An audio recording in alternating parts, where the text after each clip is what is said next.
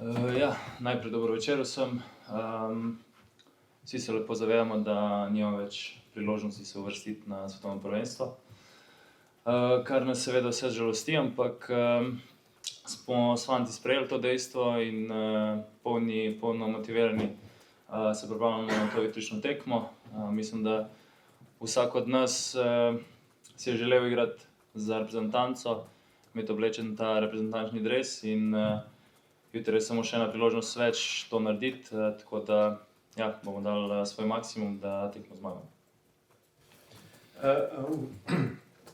We are aware that we can no longer qualify for the World Cup, but and despite the fact that we're sad about it, but we are still motivated because every time that you get to wear the national team jersey, you do everything to represent it at a high level, and everybody wants to play for the national team, and we'll do everything that we can together tomorrow for the win. Any questions for our guest? 2 or 3. Okay, but first for the player? No, only coach. Only coach, then we'll do that later. Okay? Lahko greš? Sorry? Welcome.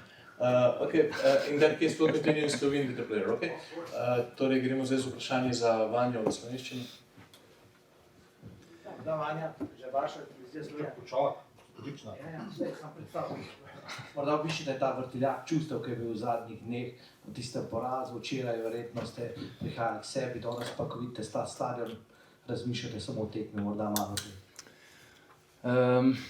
Kakor je včasih težko igrati tekme na 3 dni, mislim, da mogoče trenutno je to zelo dobro za nas, da smo mogli hitro nekako pozabiti o tekmo proti Kosovu, se na najboljši možni način regenerirati, se pripraviti na jutrišnjo tekmo Švedsko.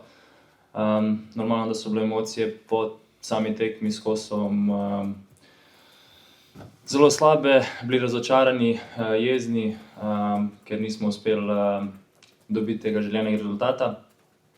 Ampak ponavljam, to je za nami, jutri nas čaka nova tekma, tako da vsi gledamo samo še jutri.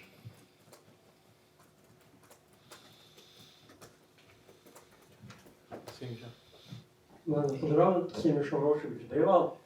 Zanima me, kako igrati tukaj kako bo igrati v teh razmerah, pod streho, drugačna trava, drugačni občutki, dobro, najprej trening, danes kako to?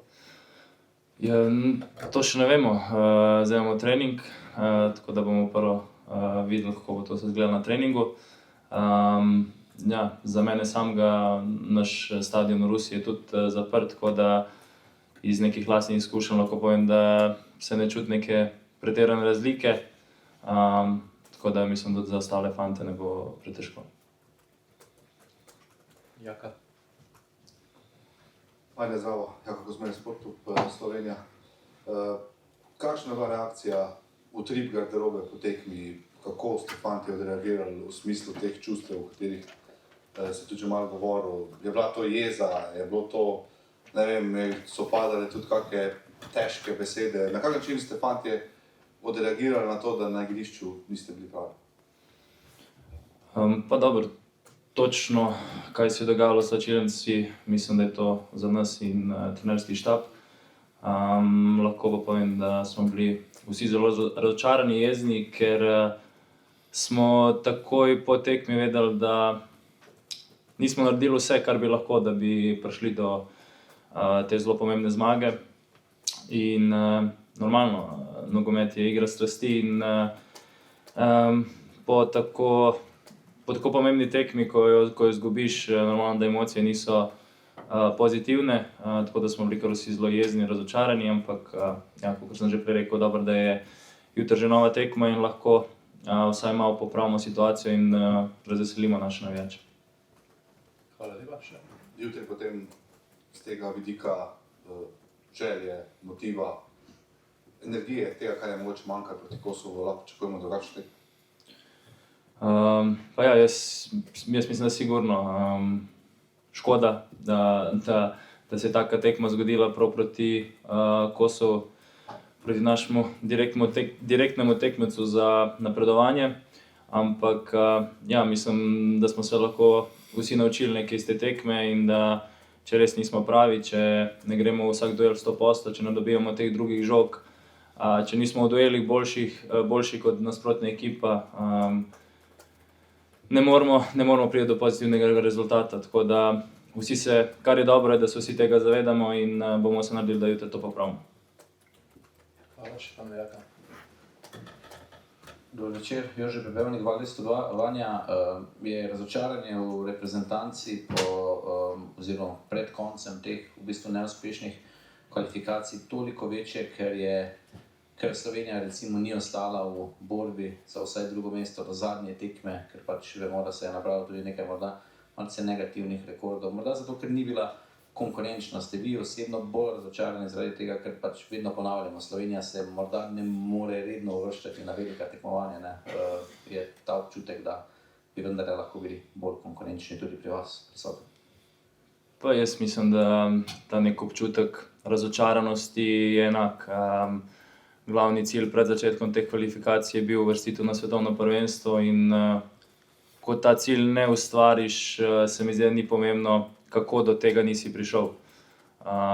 Tako da, ja, vsi se zavedamo, da nismo naredili to, kar bi mogli, kar smo hoteli, ampak ja, kar krasi to ekipo, je ta naša povezanost, atmosfera in mislim, da bomo tudi čez to prišli še močnejši.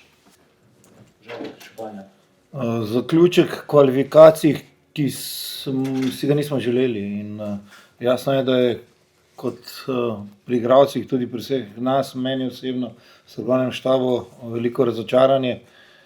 Jasno pa je tudi, da nogomet se igra naprej in hvala Bogu po eni strani, da je jutri že nova tekma proti nasprotniku, ki ga poznamo, ki smo igrali kar nekajkrat v zadnjem času proti tej reprezentanci. In naredili bomo vse, da zgledamo jutri boljše in da dosežemo tudi boljši rezultat. The end of the qualifiers that we didn't want, from my point, from the perspective of the coaching staff, we are very disappointed. But fortunately, football goes on. Thankfully, we have another game tomorrow against an opponent that we know that we have played a lot lately, and we have another opportunity to show a better face and to achieve a better result tomorrow. Let's start with your questions. Thank you. Hi, Emil, SVT Sports, Swedish Television. First of all, what are your thoughts that Sweden only has 1 point so far in this qualification group? Yeah, okay, this is a problem of cities, national team. We have just 3. So it's everything's gone for Slovenia, but I accept tomorrow a tough match from our side. Are you surprised that Sweden only has 1 point? Yes. And Sweden has 9 players who is 1 yellow card away from getting suspended in the playoffs. How would you act if you were the coach? This question from Sweden's coach, not from me. I have no this problem, but I hope that we play better like last match against Kosovo. So we will see tomorrow. Thank you. You're welcome. Thank you very much. We'll continue in Slovenian with the questions from Slovenian media. Vprašanja Slovenije. Pa so še kakšne dodatne težave, kot je nekaj podhoda oblaka, kadrovske, oziroma koliko pa treba zamenjati, koliko pa želja zamenjati? Težav koliko hočeš. Jasno je, jasno je, da po takšni tekmi, po nekem razumnem zavedanju, da nismo zadovoljili svojih apetitov, da nismo zadovoljili apetitov slovenskega naroda, ki je toliko stal za našo generacijo, je seveda razočaranje, ampak dejstvo je, da po eni strani so to momenti v športu, ki se jih moraš tudi naučiti, s katerimi moraš živeti. Jaz sem rekel, pritiska ne poznam privilegij v športu, da si lahko akter takšnih tekem, ki pa ti nosijo ali euforijo, veselje ali razočaranje. Dejstvo je, da je potrebno, kot sem rekel že dostikrat, biti dovolj samokritičen, hkrati pa se kaže že takoj priložnost pogled naprej in normalno, da v nekih takšnih okoliščinah manjka igralec ali zaradi kartonov ali zaradi poškodb. Jasno je, da nam manjkajo važni igralci, ampak vedno razmišljam in hočem narediti igralce boljše, ki jih imam na razpolago, in tako bo tudi jutri. Kar se pa tiče samih rotacij ali zamenjav, pogledali bomo še danes trening, saj so včeraj fantje večina njih naredila samo regeneracijo, kar je običajno za ta ciklus, in potem bomo danes po treningu in pa jutri dopoldan postavili ekipo, ki bo začela jutri to tekmo. Hvala, naslednje vprašanje. Andrej. Moram malo paziti, ker njena prva tiskovka se je pohvalila. You write well. You write well. Congratulations. Selektor, dober večer. Zanima me, veliko ste že videli v karieri uspehov, veliko ste videli razočaranj. Kakšno je bilo to razočaranje? Klikico filozofsko gledano, je to bilo tisto pravo razočaranje ali da ni bilo kakšno reda radi? Je bilo to res čisto globoko razočaranje, pravo, iz katerega je potem mogoče potegniti prave zaključke, pa tudi prave posledice, če govorimo o nogometaših? Še en novi termin, zdaj v jeseni moje trenerske kariere, reda radi razočaranje, ne vem, jaz verjetno... Ja, okej, verjetno se poznamo toliko dobro, mi poznate mediji slovenski, da ko se veselim, ko sem razočaran, in sigurno je bila to tekma, ki mi je eminentno težko padla, ravno zaradi tega, ker se je zgodilo doma, ker se je zgodilo na takšen način, ko se je zgodilo, ker ob tem, da ni bilo na igrišču po pričakovanjih in željah, je bilo tudi okoli igrišča vse narobe, in eden izmed tistih dnevov, ko se zavedaš, da je šlo preveč narobe, da bi lahko bil zadovoljen ali da bi lahko iskal karkoli, kar pozitivnega, tako da veliko tudi moje osebno razočaranje, mislim pa, da sem to rekel že na tiskovni konferenci takoj po tekmi. Mislim se bolj, kaj ste od nogometašov začutili? A ste začutili tisto razočaranje, da se mogoče kaj naučiti, pa kaj ven potegniti? Predvsej bolj sem to mislil. Mislim, da naučiti se, jaz se ne strinjam, zdaj smo se pa lahko nekaj naučili od Kosovarjev, jaz jim še enkrat čestitam, ker so res bili boljši. Mi smo že vse to pokazali, mi smo že vse to doživeli in mi smo že videli, kako to izgleda, ko greš dobesedno na glavo, ko dihaš kot eden, ko je za tabo cela športna Slovenija in še kaj več.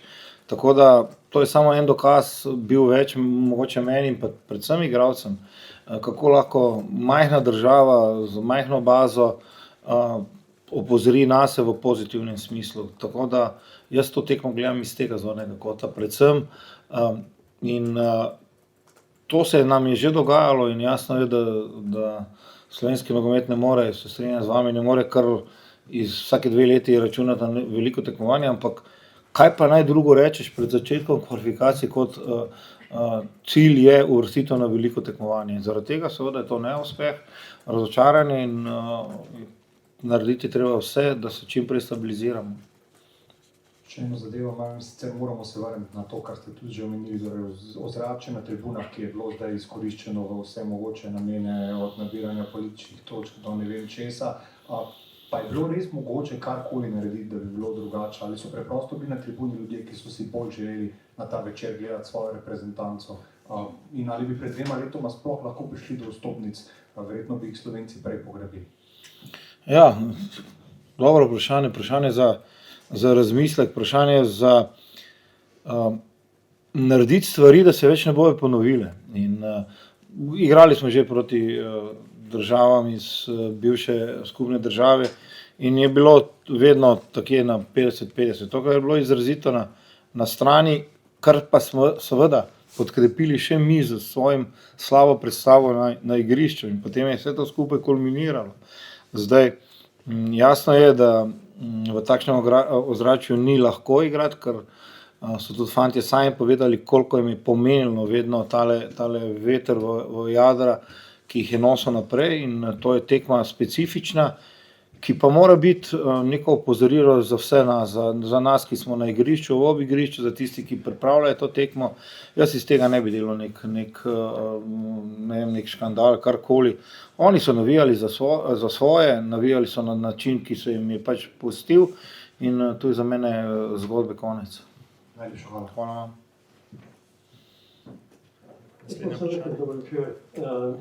Eno vprašanje ostane še tej igri v soboto. V prvi analizi na novinarski konferenci ste rekli, da je tudi jasno, da zabijamo premalo golov oziroma nič na zadnjih tekmah. Vam je po prespani noči analiza pokazala še kaj drugega, kar ta moment manjka v igri, kar bi radi jutri izboljšali, ali je to preveč interna zadeva znotraj strokovnega štaba? No ne, mislim, da so to popolnoma legitimna vprašanja. Ko toliko tekem ne daš gola, pa na koncu probaš kar nekaj napadalcev in ne prideš do tistega želenega oziroma tistega, kar se v nogometu samo šteje, potem je jasno, da razmišljaš o tem, kje je šlo kaj narobe. In vaš zorni kot je seveda eno gledanje, naš, ki smo noter, oziroma moj osebni, je mogoče malo drugačen, ampak mislim, da ne rabimo zdaj biti tu preveliko pametni oziroma karkoli filozofirati. Premalo golov, če v nekaterih tekmah premalo izkoriščenih priložnosti, preveč delih tekme težko prihajamo sploh do teh priložnosti.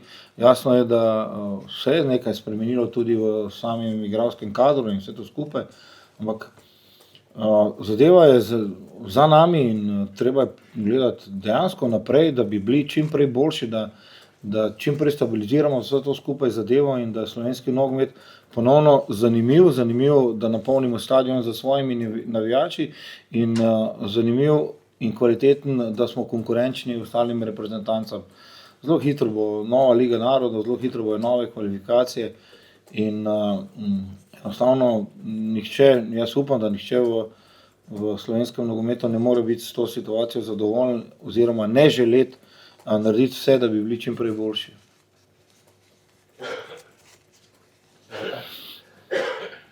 Lepo zdrav, gospod selektor. Spet smo slišali strani Vanje, da je ta ekipa res povezana, da so fantje, dihajo en z drugim. A se vam tudi zdi, da je to, kar je krasilo absolutno recimo reprezentanco na Euru, pa tudi recimo na tisti tekmi potem zabiti ali ne biti v Ligi narodov proti Slovaški, a se to res v taki meri ohranili, ali ste mogoče tudi vi opazili, da ni vse tako, kot je bilo?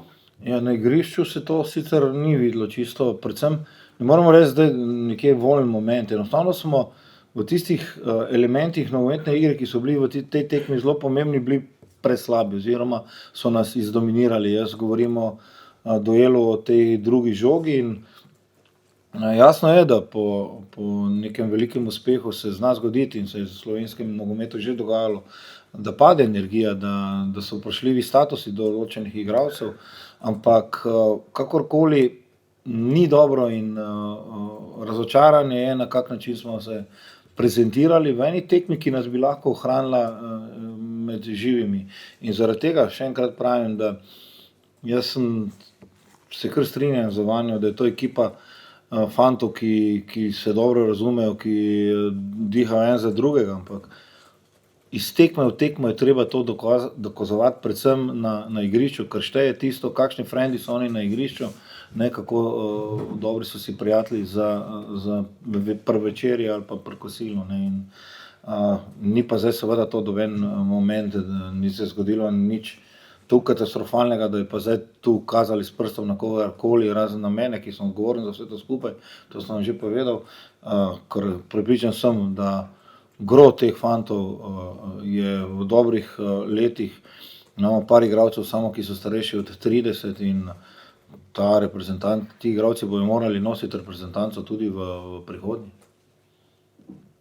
Je bila to ena težjih tekem vaših v smislu priprave, ko ni več pravega tekmovalnega naboja po tako hudem porazu, imate ogromno izkušenj, ampak vseeno, kako fante prepričati v to, da morajo jutri popraviti vtis, da se spet vsaj v nekem pozitivnem duhu potem nadaljuje ta njihova zgodba o tem, kar ste zdaj govorili? Ja, ampak zdaj tukaj Jaz zopet gledam malo drugače. Jaz gledam predvsem iz vidika individualne priprave vsakega športnika posebej, ki mora biti toliko samokritično objektiven, da najprej raščisti pri sebi in da potem najprej sam naredi vse, da se pripravi dobro tudi za to tekmo, ko ne vem, ko nekdo skoči slabo, ko nekdo teče slabo, ko nekdo ne zadene koša ali karkoli drugega. Nova tekma, novo razmišljanje, mi smo nekje vpeti v to euforijo na eni strani in potem na katastrofo in na rezane glave, takoj ko se nekaj zgodi oziroma ko je kakšen slab rezultat. Hvala Bogu, da me je življenje naučilo, da ne norim in nisem v neki euforiji, ko sem uspešen in da ne mislim, da je pa treba zdaj nehati dihati in nehati živeti zaradi tega, ker se je izgubila ena tekma. Izgubila se je tekma, razočaranje je veliko, ampak slovenski nogomet in s tem del slovenskega športa mora stremeti za tem, da čim prej na še bolj dominanten način spostavimo to zmagovalno mentaliteto, ki bo šla tudi preko tega, da če je mogoče 5000 tujih navijačev več na stadionu, kot bi nekdo pričakoval. Mi se moramo naučiti biti skromni, ampak željni zmag, željni dokazovanja, tudi če hočete v tujem jeziku zainatiti se, da gremo preko. To je najprej seveda problem vsakega posameznika in potem nas trenerjev v kolektivnih športih, da vse to skupaj povežemo. Vi še imate to energijo, ta inat, da se gre preko tega? Ja, ker jaz sem toliko šel skozi v življenju, da jaz sem vam že zadnjič rekel, da jaz vem, v katero smer gre moja nogometna pot, jaz vem, kje je dobro, kje je slabo. Jaz seveda na eni strani se nisem počutil heroj naroda, zaradi tega, ker je šla Slovenija pod mojim vodstvom na drugo veliko tekmovanje. Jaz se zdaj ne počutim tisti, ki ga treba obesiti in ga je treba izgnati iz države. V našem življenju so dobri momenti, so slabi momenti. Jaz imam zelo rad in spoštujem ljudi, ki znajo biti objektivni v nekem gledanju na probleme, ki so lahko sladki ali pa ki so lahko tako bridki, kot so zdaj. In meni je, sem rekel, velik privilegij biti selektor slovenske nogometne reprezentance, ker sem selektor svoje države, ki jo neizmerno spoštujem in zaradi katere mi je neizmerno žal, kako je pač to izgledalo v Stožicah. In vse ostalo, bodite prepričani, da tako kot vedno boste dobili informacije, vse kar se tiče z mojega zornega kota v pravem času in na pravem mestu. Zdaj pa tudi, če verjamete ali ne, izključno me zanima samo jutrišnja tekma, izključno me zanima današnji večer, jutrišnjo dopoldne, da pripravim fante na najboljši možni način. Prosim. Hvala lepa, še zadnje vprašanje. Dober večer, gospod selektor.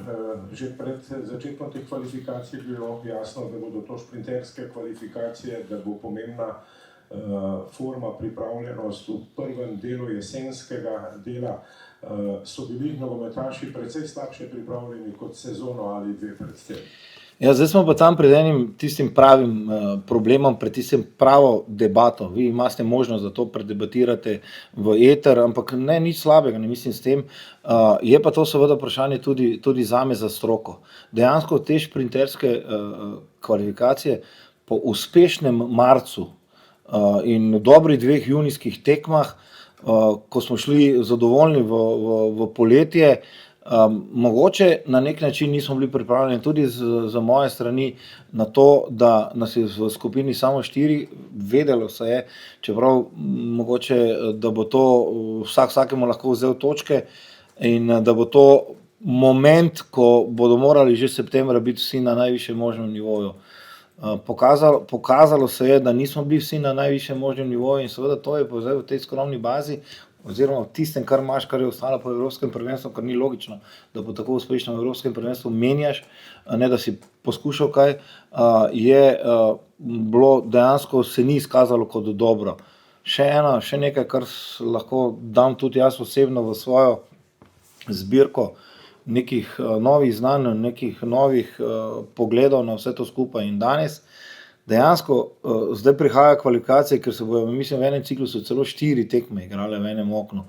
To bo rock and roll težek, ne? In to so seveda zadeve, ki jih moraš spremljati, na katere se moraš pripraviti. Je pa seveda v reprezentancah malo drugače, ko pač čakaš, kaj boš dobil, ne, iz kluba, ampak niti slučajno, da bi kazal s prstom na karkoli v klubih. Jasno pa je, da se nam takoj videlo, ko se je razbila tista enotnost oziroma tista prepoznavnost, ki nekaterim sicer ni všeč, ampak na katero sem jaz izredno ponosen, smo pa takoj prišli v probleme. Ne.